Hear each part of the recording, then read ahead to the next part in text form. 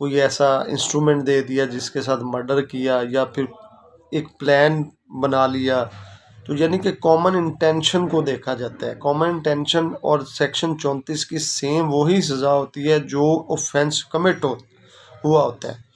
मिसाल के तौर पे 302 हुआ है, 302 यानी मर्डर का एक सज़ा है, मर्डर की सज़ा है। तो अगर कोई शख्स मर्डर करता है तो वो जो 4 से 5 लोग अलेज किए जाते हैं उनको भी सेम जो है, अगर सेक्शन 34 ट्रायल कोर्ट डिसाइड करती है, ट्रायल कोर्ट में ये प्रूफ हो जाता है, साबित हो जाता है, तो ट्रायल कोर्ट सब लोगों को सेम वही सज़ा देगी जो कि 302 को दी है, जिसने कमिट किया होता है।